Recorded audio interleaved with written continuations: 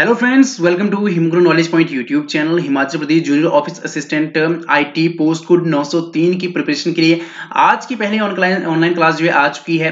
और आज की ऑनलाइन क्लास में हम डिस्कस करने वाले हैं जो भी प्रीवियसली आस्क्ड क्वेश्चंस हैं बाय एचपीएसएससी। इसमें आपके पास जो है नॉलेज एनालिसिस रहने वाली है, साथ में लाइव चैट में आपका जो लाइव मॉक टेस्ट रहने वाला है, जिससे आपको काफी ज्यादा फायदा मिलने वाला है। आप जानते हैं कि जूनियर ऑफिस असिस्टेंट आईटी के जितने भी एग्जाम हो रहे हैं उसमें एडवांस लेवल के क्वेश्चन आपसे पूछे जाते हैं। तो दोस्तों यहां पर जो है हम भी कुछ आपके जो फर्स्ट क्लास है वहीं से स्टार्ट करेंगे कि आपको जो है वो सिलेबस और पैटर्न समझ आए। ठीक है, तो जो प्रीवियस जो आपके पास रहे हैं, ठीक है, प्रीवियस जो आपके पास जूनियर ऑफिस असिस्टेंट के एग्जाम रहे हैं वो पहले हम जो है सॉल्व करेंगे, उसके बाद जो है हम कुछ आपके लिए नए लेकर आएंगे ताकि आपका जो है एक फ्लो बन सके। तो आप जो है लाइव चैट में अपना उत्तर जरूर दीजिएगा, वहां पर आपकी जो है नॉलेज एनालिसिस होने वाली है। तो चलिए शुरू करते हैं। उससे पहले एक रिक्वेस्ट है कि अभी तक आपने हमारे चैनल को सब्सक्राइब नहीं किया है तो भी सब्सक्राइब जरूर कर दीजिए और साथ में वीडियो को लाइक और शेयर भी जरूर कर दीजिए। तो पहले प्रश्न की ओर बढ़ते हैं। हमारा पहला प्रश्न है, what is the key combination used to insert a new line character in the text of a cell in MS Excel worksheet. Hindi और इंग्लिश मीडियम दोनों दिए गए हैं तो कोई भी आपको प्रॉब्लम होने वाली नहीं है। सुन लीजिएगा कि एमएस एक्सेल वर्कशीट में एक सेल के टेक्स्ट में एक नया लाइन कैरेक्टर किसकी कॉम्बिनेशन द्वारा निवेश किया जाता है। तो कॉम्बिनेशन कीज आपके पास दी गई हैं, ठीक है, ऑल्टर प्लस एंटर से, शिफ्ट प्लस एंटर से या कंट्रोल प्लस एंटर से। सो राइट आंसर क्या रहेगा? ऑप्शन ए, ठीक है, ऑल्टर प्लस एंटर से। अगला प्रश्न है, an array formula can be entered in a cell in MS Excel by entering formula and pressing. So आपको बताना है कि एमएस एक्सेल के एक सेल में एक एरे फॉर्मूला को किस तरह से दाखिल किया जा सकता है। एक तो फॉर्मूला एंटर करके, ठीक है, बाकी और क्या प्रेस करना पड़ता है वो बता दीजिए आप, कौन सा की कॉम्बिनेशन जो है वो प्रेस करना पड़ता है। So option C is the right answer, control plus shift plus enter. ठीक है, एक आपको एंटर करना है फॉर्मूला, बाकी दूसरा आपको जो है ये की कॉम्बिनेशन जो आपके पास बनते हैं control plus shift plus enter. ठीक है, इससे जो है आप एमएस एक्सेल के सेल में एक एरे फॉर्मूला को जो है वो दाखिल कर सकते हैं।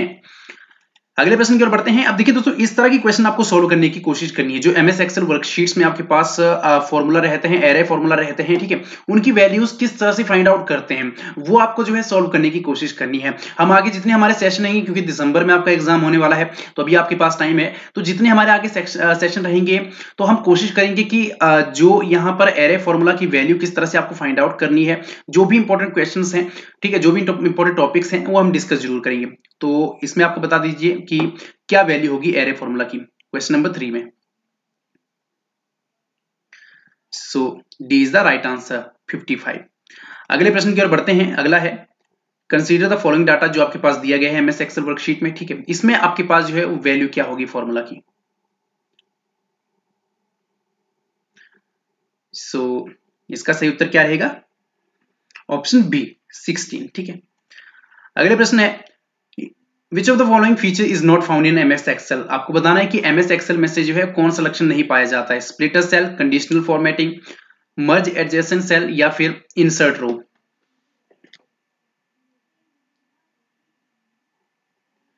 सो A is the right answer, ठीक है, सेल विभाजन, स्प्लिटर सेल। ठीक है, स्प्लिटर सेल जो है वो एक फीचर है जो कि फाउंड नहीं किया जाता है एमएस एक्सेल में। बाकी आपके पास जो है जितनी भी तरह के रहेंगे वो आपके पास कंडीशनल फॉर्मेटिंग है, इंसर्ट रो है या फिर मर्ज एडजेसेंट सेल है। ठीक है, ये तीनों जो है वो फीचर्स पाए जाते हैं एमएस एक्सेल में, परंतु स्प्लिटर सेल जो है वो एमएस एक्सेल में नहीं पाया जाता है, याद रखना है आपको।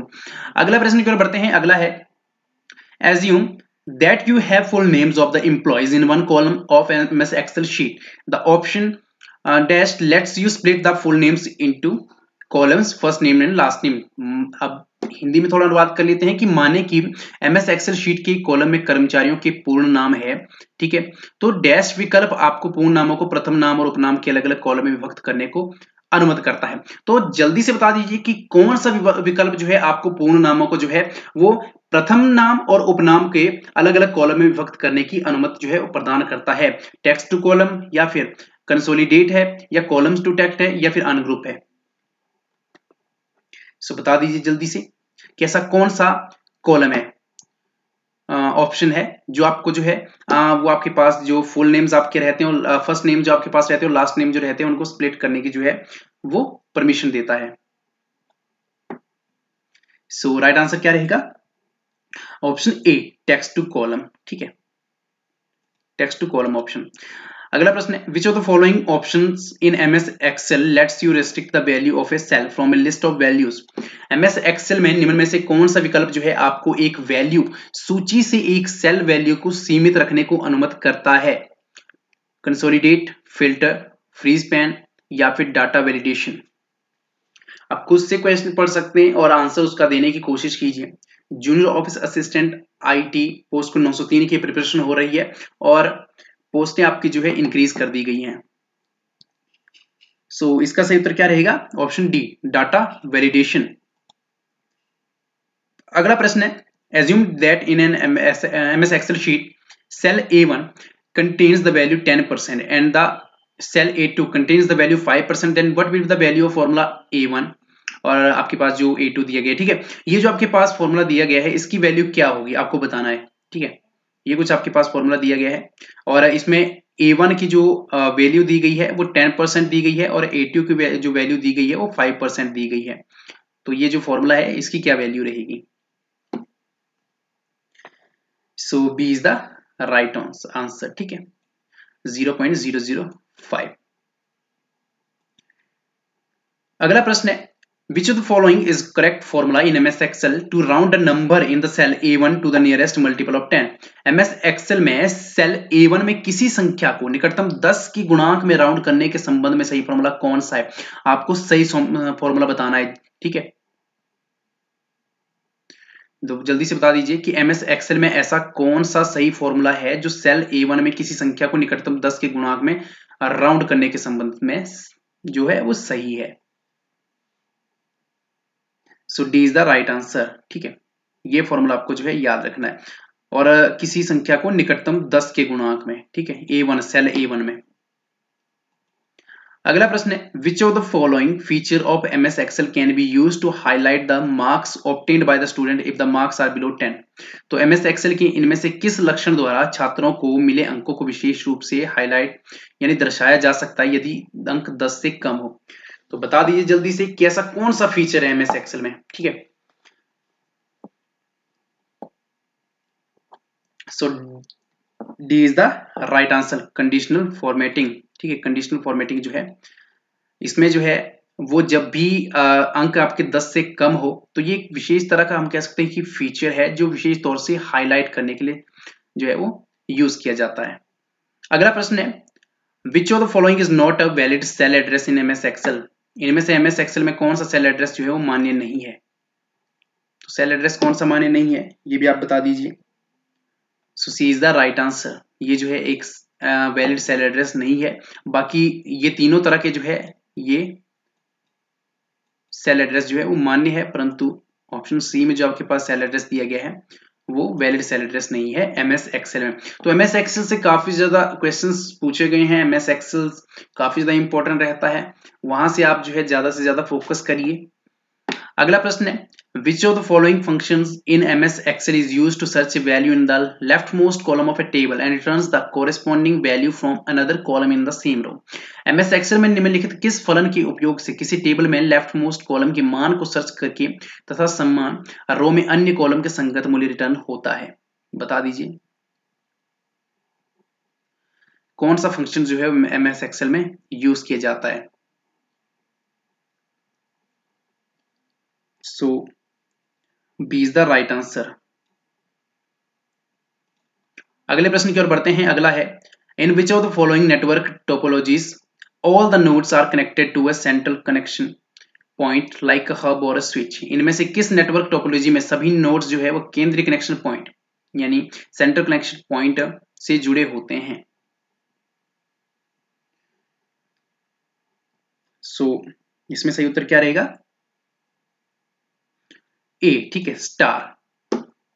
Star is the right answer. So star जो है एक तरह की नेटवर्क टोपोलॉजी है, नेटवर्क टोपोलॉजीज का टाइप है। तो इसमें क्या होता है कि सभी जो नोड्स होते हैं वो सेंट्रल कनेक्शन पॉइंट, ठीक है, से जुड़े होते हैं, जैसे कि हब और स्विच में होता है।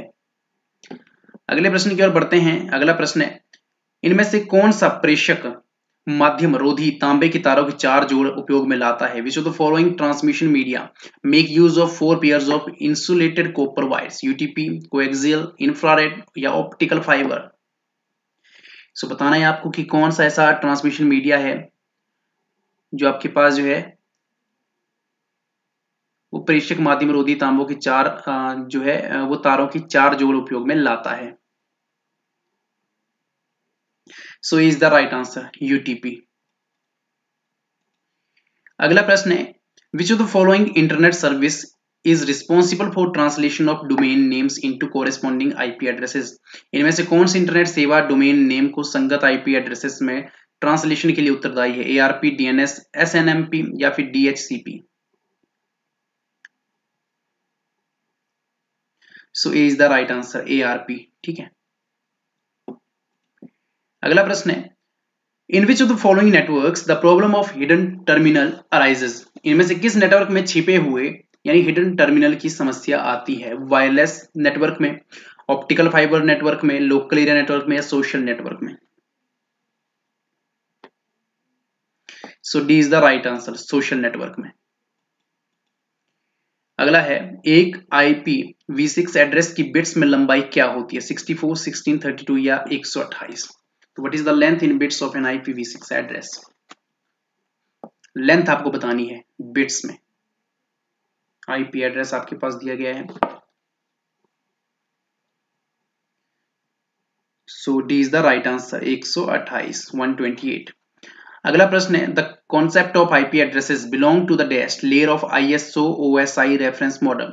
आईपी एड्रेस का जो सिद्धांत है वो ISO OSI रेफरेंस मॉडल के डैश लेयर के अंतर्गत आता है। किस लेयर के अंतर्गत आता है आपको बताना है। जो आपके पास ISO और OSI रेफरेंस मॉडल की जो लेयर्स होती हैं तो उन लेयर्स के किस लेयर के अंतर्गत जो है आईपी एड्रेसेस का सिद्धांत आता है? सेशन लेयर के, नेटवर्क, ट्रांसपोर्ट या फिर data link? So B is the right answer network. अगला प्रश्न है UTP what is the minimum recommend maximum length of UTP CAT6 cable? UTP CAT6 cable की अनुशंसित जो अधिकतम लंबाई है वो क्या होती है? So option D is the right answer 100 metre. अगले प्रश्न है how many usable IPv4 addresses are there in a network with subnet mask? एक नेटवर्क में सबनेट मास्क जो आपके पास दिया गया है ये आपके पास सबनेट मास्क है, ठीक है, के साथ कितने उपयोगी जो है IPv4 एड्रेसेस होते हैं? 15, 16, 14 या 17? सो C is the right answer 14। ठीक है, तो सबनेट ये आपके पास सबनेट मास्क रहता है और इसमें जो है IPv4 की अगर हम बात करें तो 14 तरह के IPv4 एड्रेसेस जो है वो रहते हैं। अगला प्रश्न है IANA द्वारा इनमें से कौन सी IPv4 एड्रेस श्रृंखला प्राइवेट उपयोग के लिए रिजर्व रखी गई है? Which of the following IPv4 address series is reserved by IANA for private use? So बता दीजिए। So B is the right answer. अगला प्रश्न है in which mode of communication transmission can occur in both direction but only in one direction at a time? संचारण के किस mode में प्रेषण दोनों दिशाओं में होता है लेकिन एक समय पर एक ही दिशा में? तो बता दीजिए कि ऐसा कौन सा कम्युनिकेशन ट्रांसमिशन कह सकते हैं मोड है कम्युनिकेशन का, ठीक है, जिसमें ट्रांसमिशन जो है होती तो दोनों डायरेक्शन में है बट एक समय में सिर्फ एक डायरेक्शन से ही कर सकते हैं। So B is the right answer half duplex. ठीक है, हाफ ड्यूप्लेक्स में जो है ऐसा होता है। सिंप्लेक्स, हाफ ड्यूप्लेक्स, हाफ ड्यू सिंप्लेक्स या फुल ड्यूप्लेक्स, इसके बारे में भी आप पढ़ लीजिएगा और जो भी आगे आने वाली क्लासेस हम उसमें जो है डिस्कस करने वाले हैं। अगला प्रश्न है GSM, UMTS and LTE are the types of? तो LTE नेटवर्क्स आपके यहां भी आता है तो जल्दी से बता दीजिए। GSM, UMTS and LTE are the types of? So D is the right answer cellular technologies. ठीक है, अगला प्रश्न है which of the following colour wire is not found in UTP cable? UTP cable में जो है किस रंग की तार नहीं पाई जाती है? नारंगी, हरा, नीला या पीला? ऑरेंज, ग्रीन, ब्लू और yellow? So D is the right answer yellow. ठीक है, येलो वायर जो है वो यूटीपी केबल में जो है वो नहीं पाया जाता है। अगला प्रश्न है Ubuntu, Kali and Sedent operating system are the popular distribution of which operating systems. बता दीजिए कि दिए गए जो ऑपरेटिंग सिस्टम है वो किस ऑपरेटिंग सिस्टम की लोकप्रिय डिस्ट्रीब्यूशन है, मैक के, लिनक्स के, विंडोज के या एंड्रॉइड के। So B is the right answer Linux के। अगला प्रश्न है which of the following is the built in web browser for Mac operating system. इनमें से कौन सा मैक ऑपरेटिंग सिस्टम का एक बिल्ट इन वेब ब्राउजर है, क्रोम, फायरफॉक्स, पारी या फिर एज।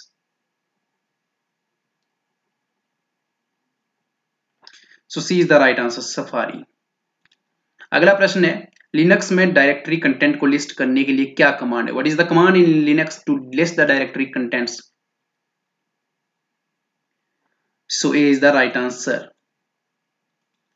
अगला प्रश्न है the dash mode in Google Chrome browser can be used for private browsing. Google Chrome browser में जो है वो डैश मोड को निजी ब्राउजिंग के लिए उपयोग किया जा सकता है। कौन सा, जब आप निजी ब्राउजिंग करना चाहते हैं गूगल क्रोम ब्राउजर में तो कौन सा मोड जो है आप एक्टिवेट कर सकते हैं, कॉन्फिडेंशियल, डेवलपर या फिर इनक्रोगिटो या फिर जो आपके पास प्रोमी शख्स रहता है। ठीक है, बता दीजिए। सो C is the right answer. ठीक है, अगला प्रश्न है प्रख्यात वानाक्राई मालवियर एक उदाहरण है। The famous WannaCry malware is an example of virus, keylogger, Trojan या फिर ransomware. So D is the right answer ransomware का एक उदाहरण है। अगला प्रश्न है dash is a malware that grabs the keystrokes pressed by the user and sends them to the hacker. Dash एक मालवियर है जो यूजर द्वारा प्रेस ये कीस्ट्रोक्स को पकड़ता है और हैकर को भेजता है। तो कौन सा एक ऐसा मालवियर है, कियोस्क, स्पैम, वायरस या keylogger. So D is the right answer keylogger. अगला प्रश्न है which network security device allow or blocks the incoming and outgoing networks traffic based on a definite set of security rules, NAS, router या gateway और firewall। So D is the right answer. तो हमारा ये थी आज की class और जो रिवीजन सेशन था हमारा ये था आज का। इसके अलावा हम जो है वो आपके लिए डिटेल्ड क्लासेस लेकर आएंगे। ठीक है, अभी दिसंबर में आपका एग्जाम है, परंतु हम जो है आपको बताना चाहते थे कि आप जैसा जानते हैं कि जूनियर ऑफिस असिस्टेंट की जितनी भी एग्जाम हो रहे हैं वो एडवांस लेवल के हो रहे हैं। तो ऐसे में थोड़ा बहुत रिविजन जो है आप लोगों के लिए लेकर आना जरूरी है कि आपको जो है वो किस तरह से प्रिपेयर रहना है और किस तरह से प्रिपरेशन करनी है। बाकी डिटेल क्लासेस भी हम आप लोगों के लिए लेकर आएंगे कुछ एक क्लासेस के बाद, ताकि आपको जो है एक फ्लो बन सके। ठीक है, बाकी मिलते हैं नेक्स्ट क्लास में। अभी चैनल पर नए हो तो सब्सक्राइब जरूर कर दें, साथ में अगली क्लासेस के लिए हमारे चैनल के साथ जुड़ जाइए, सब्सक्राइब करें और साथ में वीडियो को लाइक और शेयर भी जरूर करें। धन्यवाद, जय हिंद, जय हिमाचल। और कमेंट बॉक्स में अपनी फीडबैक जरूर दें।